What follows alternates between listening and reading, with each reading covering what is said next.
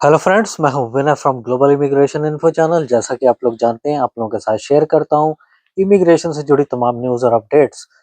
तो दोस्तों, स्क्रीन के ऊपर आपने पढ़ना है, ये कमेंट एक भाई का आया है कि जी यूक्रेनियन आर्मी की में ज्वाइन कर सकते हैं। दोस्तों, बड़ा कंट्रोवर्शियल सा सब्जेक्ट है, लेकिन क्योंकि मेरा काम है आप लोगों के साथ इंफॉर्मेशन शेयर करना, तो ये मेरा फर्ज भी बनता है। तो मैं कोई इसकी मॉरल ग्राउंड के ऊपर नहीं जाऊँगा कि आपको आर्मी जॉइन करनी चाहिए या नहीं करनी चाहिए, ये आपका इंडिविजुअल डिसीज़न होने वाला है। पूरी इन्फॉर्मेशन मैं आपको दे दूँगा कि उसकी रिक्वायरमेंट कैसे है, कैसे आपने अप्लाई करना है और उसको जॉइन करने के बाद आपको सिटीज़नशिप का क्या प्रोसेस रहेगा। ये कंप्लीट इन्फॉर्मेशन आपको इस वीडियो के अंदर मिल जाएगी। इसके अलावा मैं ना किसी को एनकरेज कर रहा हूँ, ना मैं डिस्करेज कर रहा हूँ। आपकी इंडिविजुअल चॉइस है, आप जाना चाहते हैं आप जाएँ, आप नहीं जाना चाहते हैं आप ना जाएँ, एज़ सिंपल एज़ दैट। तो दोस्तों, एक हम्बल रिक्वेस्ट है, चैनल पर आए पहली बार तो चैनल को सब्सक्राइब जरूर कर लें, ताकि ऐसी इन्फॉर्मेटिव वीडियो जो है आप तक पहुंचते रहें।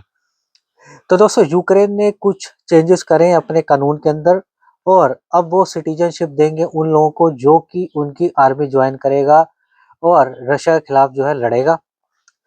तो दोस्तों, 3 साल का पीरियड आपको सर्विस देनी पड़ेगी आर्मी के अंदर। उसके बाद ही आप एलिजिबल होंगे। उसकी कुछ रिक्वायरमेंट्स भी होंगी, वो मैं आगे आपको बताने वाला हूँ। तो दोस्तों, पहले क्वेश्चन आता है कि जी इसकी रिक्वायरमेंट क्या है। तो मैं आपको डिटेल में बता दूं दोस्तों। 18 से 60 साल की उम्र वाले बंदे जो कि फिजिकली फिट हों, उनको कोई क्रोनिक डिसीज ना हो, मतलब कोई ऐसी बीमारी ना हो जो कि टर्मिनल इलनेस हो, या कह लें कि जिसकी वजह से वो अनफिट हैं। उसके अलावा दोस्तों, आपके पास कोई रेलेवेंट एक्सपीरियंस है डिफेंस का। फॉर एग्जांपल कई लोग एनसीसी वगैरह करते हैं जैसे इंडिया के अंदर, या इस तरीके की चीज़ें, तो भी वो बेनिफिशियल होता है। उसके लिए दोस्तों, आपको एक वेबसाइट का जो है लिंक मेरी स्क्रीन के ऊपर फ्लैश होता दिखेगा। इस लिंक के ऊपर जाके आपको एक जो है कॉन्टैक्ट फॉर्म मिलेगा, जिसके अंदर आपने अपनी बेसिक डिटेल्स भरनी है, जो आपका नाम और जो आपकी डेट ऑफ बर्थ वगैरह, पर्सनल डिटेल्स, कौन सी कंट्री से बिलोंग करते हैं, पासपोर्ट डिटेल्स।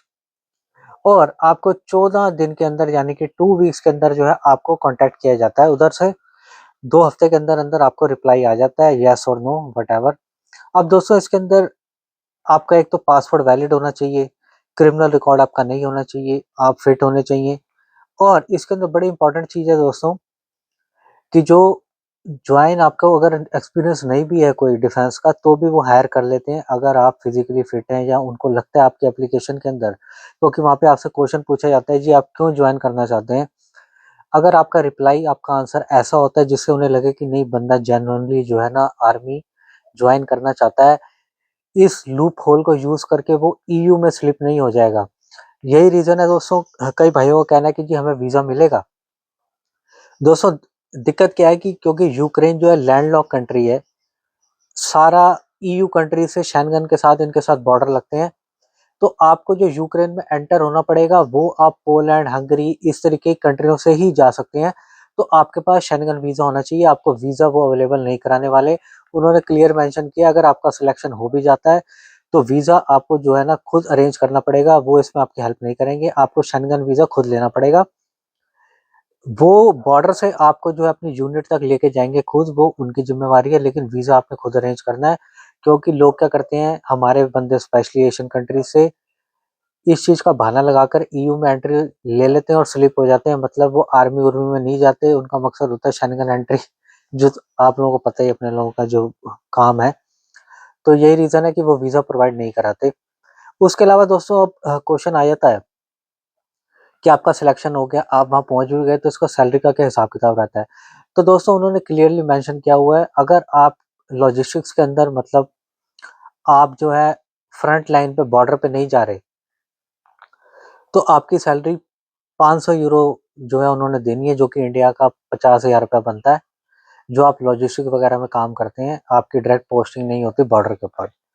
लेकिन वही अगर आप बॉर्डर पे जाते हैं, तो आपको उन्होंने 1200 यूरो पे करना है मंथली का, जो कि 1,20,000 बनता है। और अगर आप डायरेक्ट कॉन्फ्लिक्ट के अंदर जाते हैं, जहाँ पे जी एंगेज हो रहे हैं, जो आप रशियन फोर्सेस के साथ, जहाँ पे बिल्कुल जो है गोला बारूद, बंदूकें चल रही हैं, वहाँ पे वो आपको जो है 4.5 लाख रुपए, यानी कि 4,500 यूरो मंथली पे करेंगे। ऐसा उन्होंने मेंशन किया हुआ है। अब दोस्तों इसके अंदर ट्रेनिंग दी जाती है, जिसको एक्सपीरियंस नहीं है उसको अराउंड वो 8 हफ्ते की ट्रेनिंग देते हैं। उसमें हथियार चलाना ये सारी चीज़ें जो भी है उनका प्रोसेस वो होता है। और जिनको ऑलरेडी जो ट्रेंड है, क्योंकि कहीं ये इंडिया पाकिस्तान के लोग ही नहीं है, पूरी दुनिया से वहाँ जाते हैं, अमेरिका कनाडा से भी लोग जाते हैं जो कि पहले ही ट्रेंड होते हैं आर्म्स वगैरह को यूज़ करने में, तो उनकी ट्रेनिंग का पीरियड कम रहता है। अब इसके अंदर दोस्तों अगर कोई बंदा जो है वो शहीद हो जाता है फॉर एग्जांपल, तो भी कंपनसेशन मिलती है उसकी फैमिली को, ऐसा उन्होंने बोला है। उसके अलावा अगर कोई मिसिंग हो जाता है जिसका पता ही नहीं लग रहा है कि वो जिंदा है या वो जो है मर चुका है, तो जब तक पुष्टि नहीं हो जाती, इस चीज़ को वेरीफाई नहीं कर लेते कि वो बंदा जिंदा है या मर गया, तब तक की सैलरी जो है उनकी उनकी फैमिली को मिलती रहेगी, जब तक कि उसकी कोई वेरीफाइड रिपोर्ट ना आ जाए। ये भी उन्होंने मेंशन किया है।